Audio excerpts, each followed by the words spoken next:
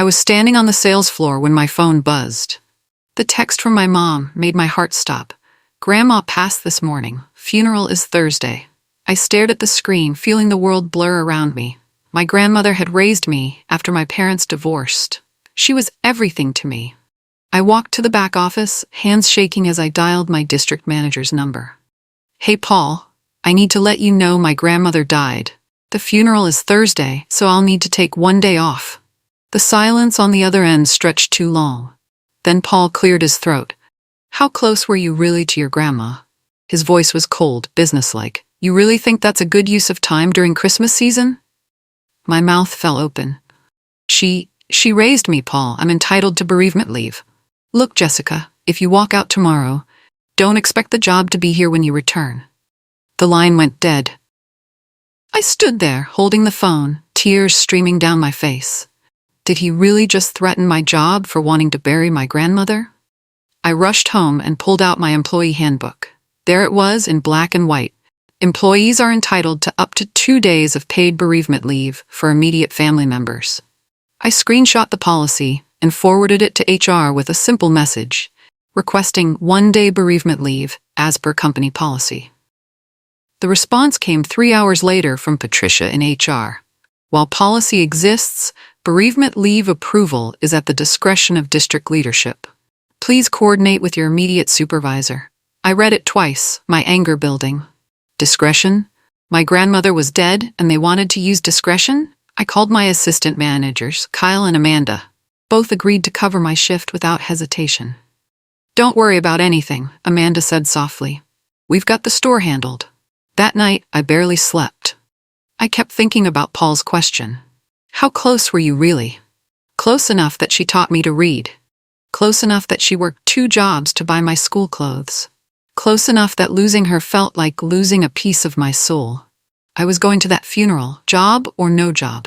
Standing at my grandmother's graveside, watching them lower her casket into the frozen ground, my phone kept buzzing. Text after text from Paul. Poor leadership optics. Loss of store control during peak season. This will be noted in your file. I turned the phone off and focused on saying goodbye to the woman who shaped my life. The pastor spoke about her kindness, her strength. My cousin shared stories that made everyone laugh through their tears. This was exactly where I needed to be. When I returned to work the next day, something felt different. Kyle met me at the employee entrance, his face grim. "Jessica, don't go to your office yet." "Why not?" "They cleaned out your desk yesterday. Everything's in boxes in the break room." He glanced around nervously. "And there's talk. Amanda heard Paul on a call saying they're building a case." My stomach dropped. I walked to the break room and found 3 cardboard boxes with my nameplate, my coffee mug, my framed photo of Grandma.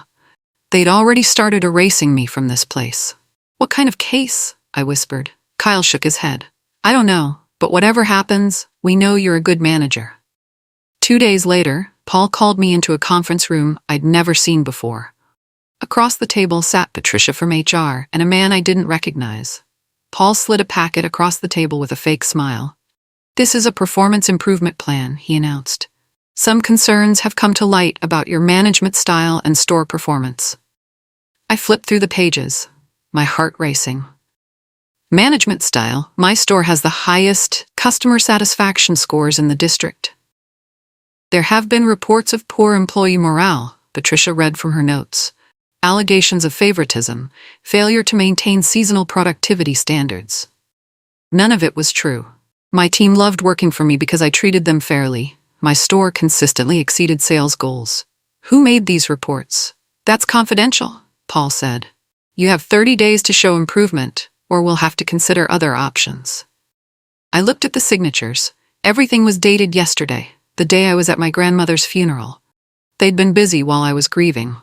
That night, I started a new folder on my computer. Documentation. If they wanted to play games, I'd make sure I had evidence of everything. The next week, my schedule changed dramatically.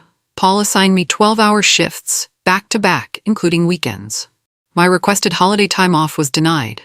Meanwhile, other managers got their normal schedules and vacation days approved. "This is insane," Amanda whispered during a brief overlap. "You're working 70 hours this week." I noticed. I said, checking my phone for the 10th time. Dark circles shadowed my eyes.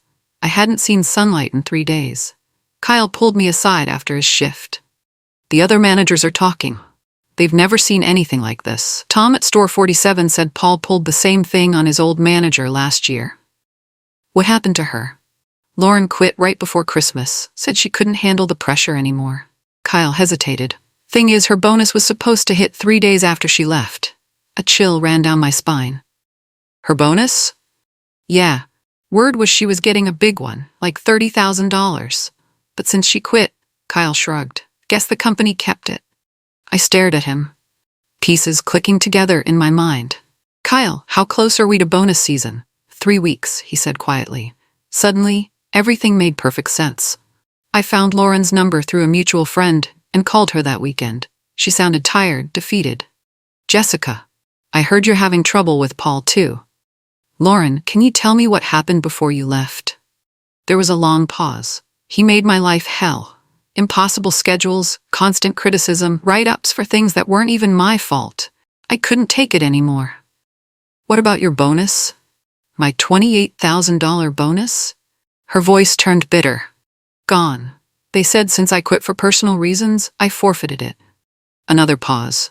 You know what's funny? I heard through the grapevine that Paul got a huge performance bonus that quarter. Weird coincidence, right? After we hung up, I sat in my kitchen staring at my laptop screen. I opened my employee portal and found my bonus tracker. Expected amount, $35,000.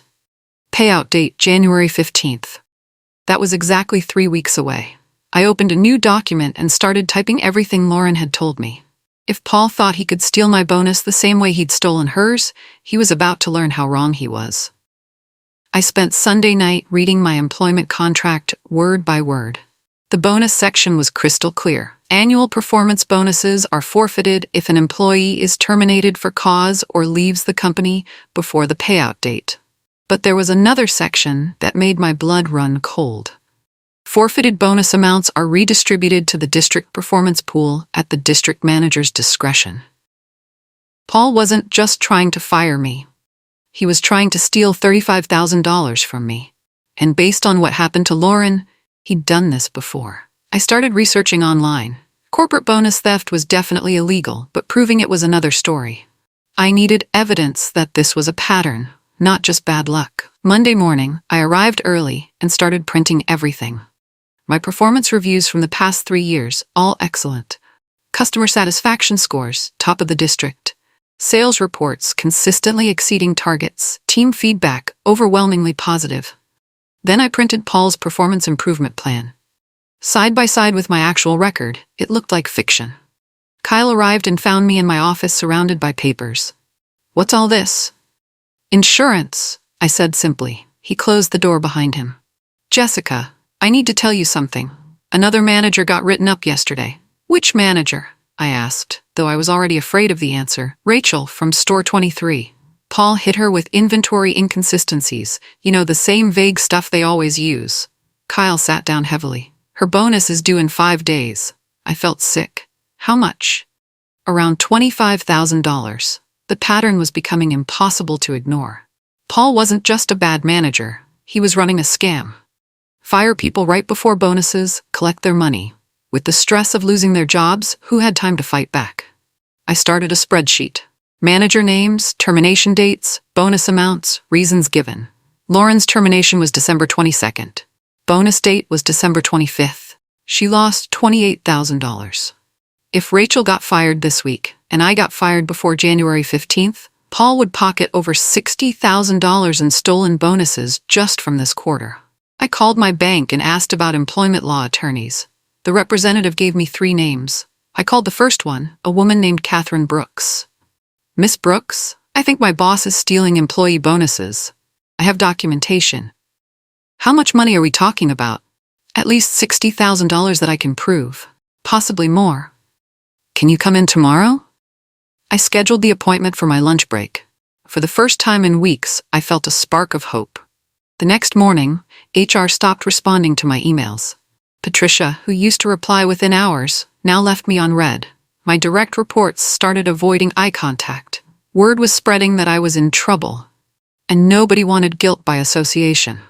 Only Kyle and Amanda still talked to me normally. During our daily management meeting, the other supervisors sat as far from me as possible. Paul led the meeting with a smirk, discussing holiday performance targets like nothing was wrong. After lunch, I met with Catherine Brooks. She was younger than I expected, with sharp eyes and a no-nonsense attitude. I spread my documentation across her conference table. "This is quite a paper trail," she said, reviewing everything. "Tell me about the other managers." I explained Lauren's situation, Rachel's write-up, and the timing patterns. Catherine made notes, nodding occasionally. "Do you have any internal communications? Emails, texts, anything showing intent?" "Not yet, but I found something else." I pulled out a sales report. "Look at these numbers for November." Catherine studied the page. "These don't match what's in your performance plan." "Exactly. My actual sales were 15% above target, but Paul reported them as 8% below target in my write-up." Catherine leaned back in her chair. "He falsified your performance records." "That's what I think." "Jessica, this isn't just bonus theft. This is fraud." 2 days before my bonus was due, I found the termination letter on my desk. My hands shook as I read the official language. Termination for cause due to poor leadership culture and failure to maintain district standards during peak season. Paul appeared in my doorway with security. "I'll need your keys and badge." "This is illegal," I said, loud enough for my staff to hear. "This is business," Paul replied coldly. "Clear out your personal items. You have 10 minutes. My team watched in shock as security walked me out. Amanda had tears in her eyes. Kyle mouthed, "I'm sorry," as the elevator doors closed. In the parking lot, I sat in my car and checked my phone. My bonus tracker now showed benefit forfeited due to employment termination. $35,000 gone. Just like that, I drove straight to Catherine's office. "They fired me." 2 days before your bonus?" She pulled out a legal pad. "That's not coincidence, Jessica. That's criminal." "What happens now?" "Now we build a case that's so airtight they'll beg us to settle." Catherine smiled grimly. "But first we need more evidence. Are you willing to be patient?" I thought about my grandmother, about the strength she'd taught me. As patient as it takes. Good, because the best revenge is often the slowest revenge. For 6 weeks, I disappeared from the retail world. No job applications, no networking events, no contact with my old industry. I lived off savings and tried to process what had happened. Some days I questioned whether fighting back was worth it. Then my phone rang. "Jessica, this is Michael Torres from Premium Retail Group. We heard about your situation at your previous company. Would you be interested in discussing a management opportunity with us?" Premium Retail Group was a direct competitor, known for treating employees well. "How did you hear about my situation?" "Let's just say word travels fast in this industry. Can you come in for an interview?" The interview went perfectly. My track record spoke for itself, before Paul destroyed it. Michael offered me a position as regional manager overseeing multiple stores. The salary was 30% higher than my old job.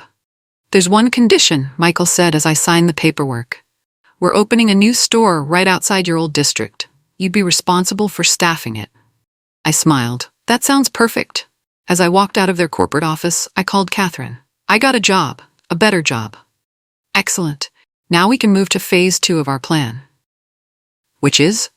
"Building an unbeatable case from the inside."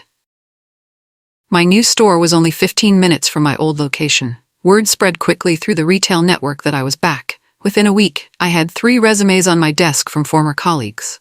Kyle applied first. "I couldn't stay there after what they did to you," he said during his interview. "The morale is terrible. 2 more people quit last week." Amanda followed. "Paul brought in his own people. They don't know anything about retail, but they're his friends from college." She shook her head. "The store is falling apart." I hired them both immediately. Good managers were hard to find, and these were people I trusted completely.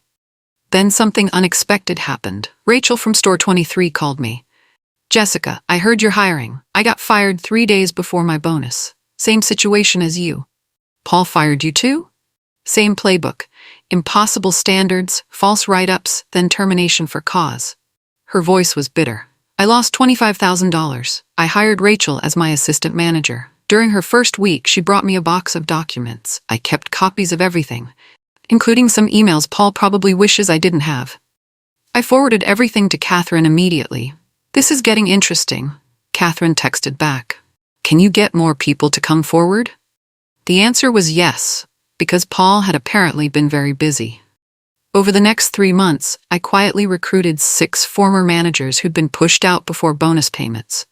Each had the same story: excellent performance records, sudden write-ups, impossible demands, then termination right before big payouts.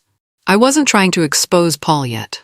I was building something better, a team of talented people who understood what good management looked like. My store became known as the place where people were actually happy to work. "Your employee satisfaction scores are incredible," Michael told me during my quarterly review.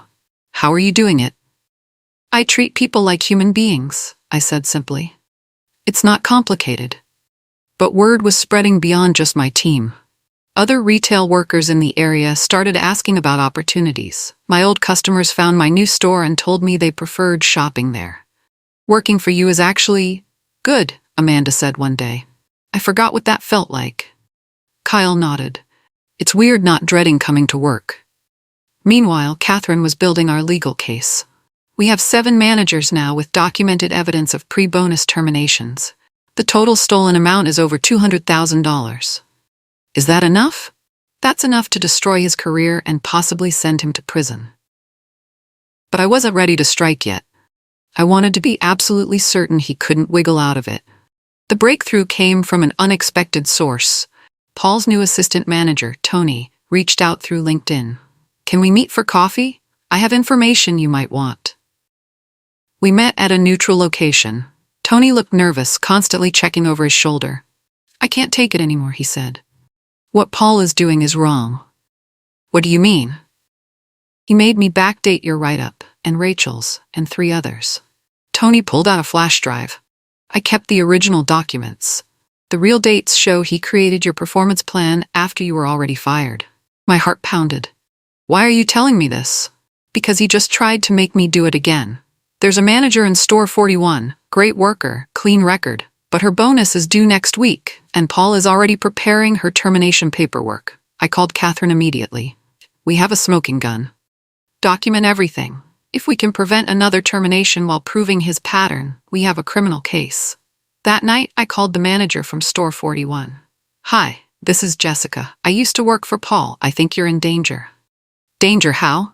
"Check your calendar. When is your bonus supposed to hit?" "Next Friday." "Why?" "Has Paul been giving you a hard time lately? Extra criticism, impossible demands?" The silence stretched long. "How did you know?" "Because he's done this before. To me and 6 other managers." Working with Catherine and Tony, we created an anonymous ethics complaint that detailed 7 confirmed cases of pre-bonus terminations. We included documentation showing $200,000 in stolen bonuses and evidence that Paul had falsified performance records. The complaint went directly to the corporate audit committee, bypassing the local HR department that had been covering for Paul. "What happens now?" I asked Catherine. "Now we wait.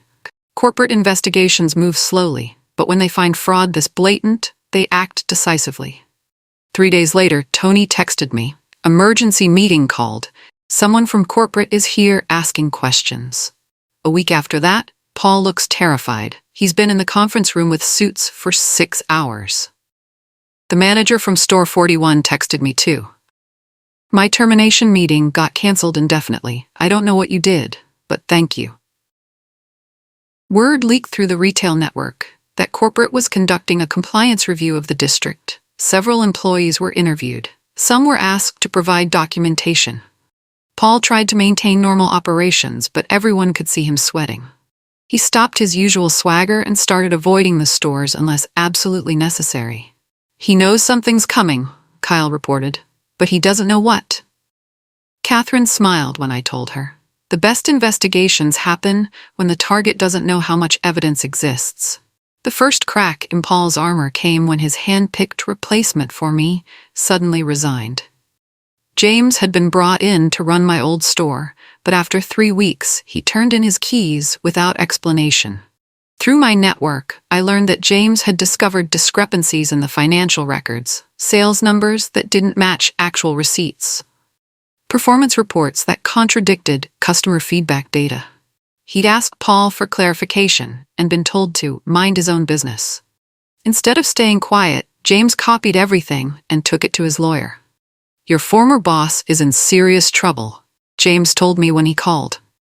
"I found evidence that he's been manipulating sales data to justify firings. The numbers have been doctored for at least 2 years. He sent copies of everything to Catherine. This proves systematic fraud," she told me. "Not just bonus theft, but data manipulation to cover it up." The corporate investigation intensified.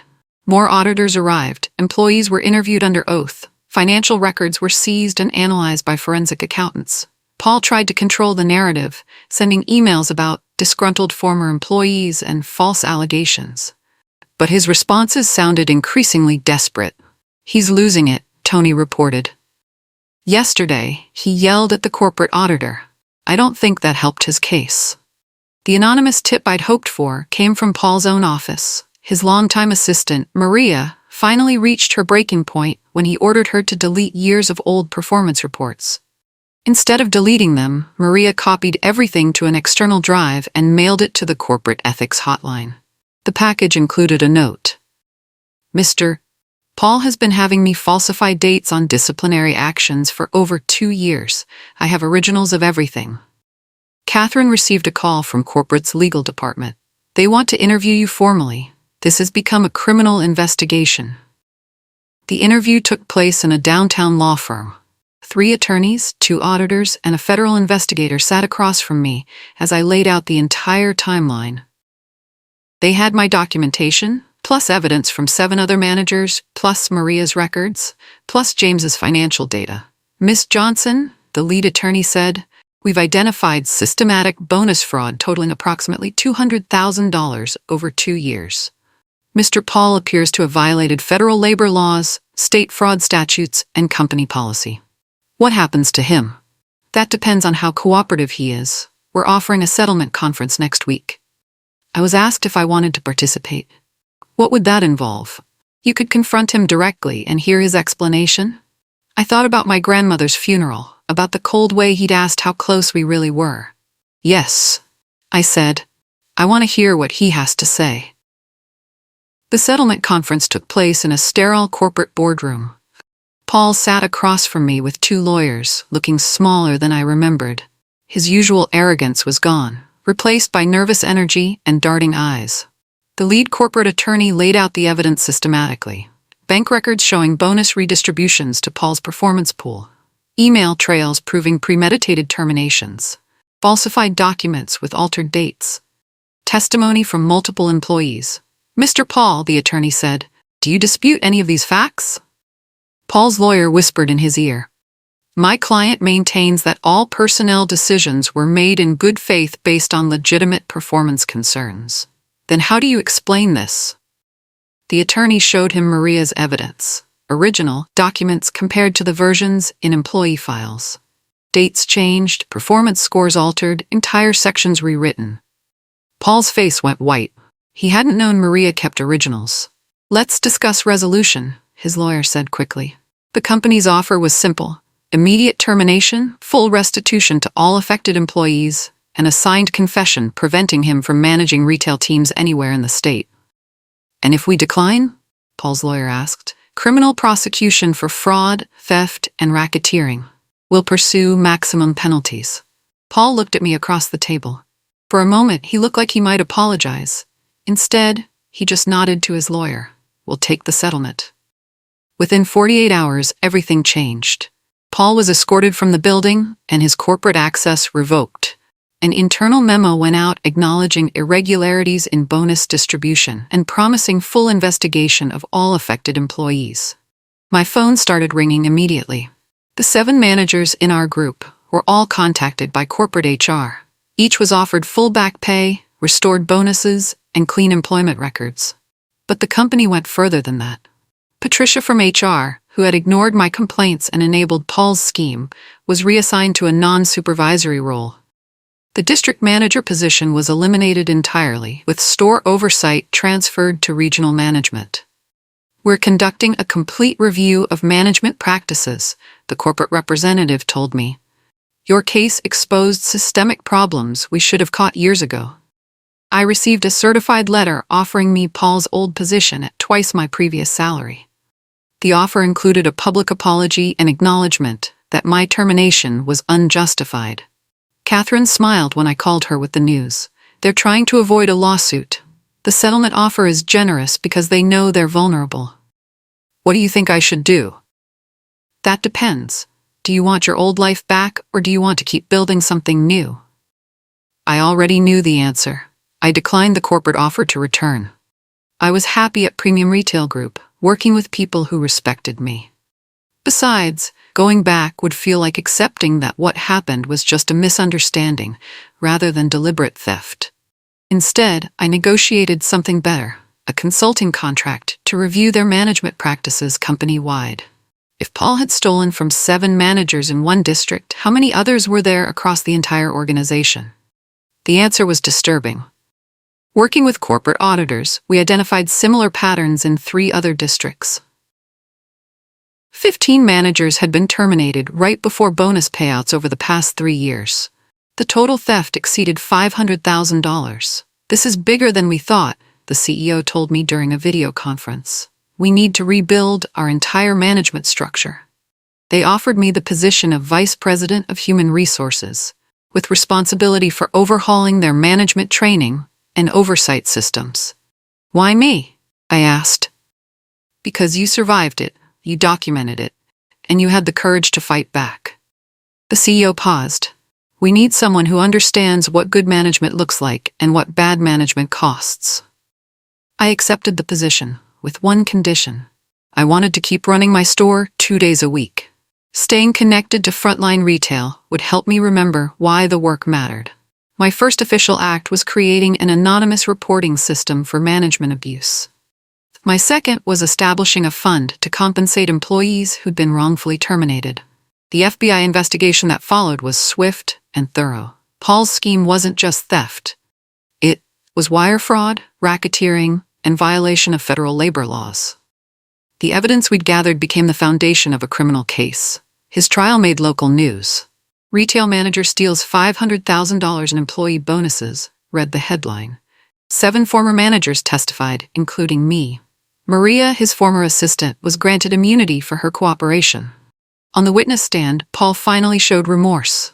I started justifying it as performance management, he said. But I knew it was wrong. I knew I was stealing from good people. The judge wasn't sympathetic. You stole from employees during some of the most difficult moments of their lives. You punished a woman for attending her grandmother's funeral. You systematically defrauded people who trusted you. Paul was sentenced to 3 years in federal prison and ordered to pay full restitution plus damages. His retail management license was permanently revoked. Walking out of the courthouse, I felt a strange mix of emotions. Justice had been served, but it didn't bring back the stress and pain he'd caused. Catherine walked beside me. How do you feel? Relieved, I said, but mostly sad. This never should have happened to anyone. A reporter called out, Miss Johnson, what's your message to other employees facing similar situations? I stopped and thought about my answer. Document everything, I told the reporter. Keep records, trust your instincts, and remember that you're not powerless, even when it feels like you are. The story ran in several business publications. I started getting calls from employees in other companies, other industries, facing similar retaliation. Some wanted advice, others just wanted someone to listen who would believe them. I began volunteering with an employment rights organization, helping people navigate workplace fraud and retaliation. Most cases weren't as dramatic as mine, but the underlying dynamics were often the same. Managers abusing power, HR departments protecting the company instead of employees, and workers feeling helpless. My corporate role grew as well. The company asked me to speak at industry conferences about management accountability and employee protection. Retail fraud and recovery became a standard presentation I gave quarterly. But the most satisfying part was mentoring young managers. I started a program pairing experienced supervisors with new hires, focusing on ethical leadership and employee advocacy. Management isn't about power, I told them during training sessions. It's about service. You serve your team, your customers, and your company, in that order. Kyle, who'd been promoted to my old store manager position, put it perfectly. You turned the worst thing that happened to you into something that helps everyone.